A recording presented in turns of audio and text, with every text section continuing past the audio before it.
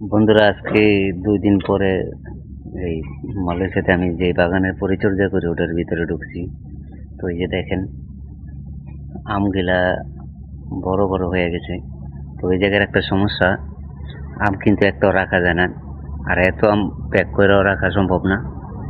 আপনারা এই যে দেখেন, এই যে এই জায়গায় পড়ে রয়েছে, মানে এটা হচ্ছে কাঠবিড়ালি আছে না, কাঠবিড়ালি খাইয়া ফেলায়। এই যে এটি যখন পরিপক্ক হইবে এটিও খাইয়া ফেলাইব। তাই আমরা যেটা মানে কাজের ব্যস্ততায় এটি প্যাক করতে পারি না, এই তো আর খাওয়া হয় না। মানে আম হয়তো দুই একটা কাঁচা খাওয়া যায়, কিন্তু পাকা আম খাওয়া যায় না। তো ওই বন্ধুরা এই জায়গায় একটা আম পড়ে রয়েছে, এই যে দেখেন এই আমটা কেমনে কেমনে জানি পাকছে। আসলে সচরাচর এনকের এই গাছের আম পাকায় মানে খাওয়া যায় না, ওই কাঠবিড়ালি খাইয়া ফেলে। এই দেখেন আমটার কালারটা অনেক সুন্দর হয়েছে। তো এই জায়গায় ৩টা আছে, এটিও প্রায় পাক নাই।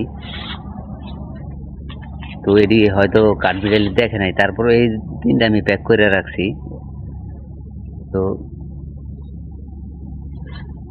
বন্ধুরা ভালো থাকবেন, আপনাদের সাথে শেয়ার করলাম এই যে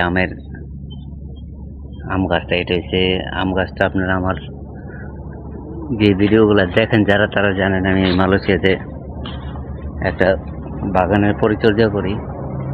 তো তেমনভাবে পরিচর্যা না, মানে আপনার সকালে হয়তো একটু পানি দিই আর বিকালে পানি দিই। ওই পানি দেওয়ার সময় একটু দেখি এই। তো বন্ধুরা, এই জায়গায় কিন্তু আরও গাছ আছে, পরবর্তীতে দেখাবো ভিডিওতে। তো ভালো থাকবেন, সবাইকে ভালো রাখবেন। আল্লাহ হাফেজ।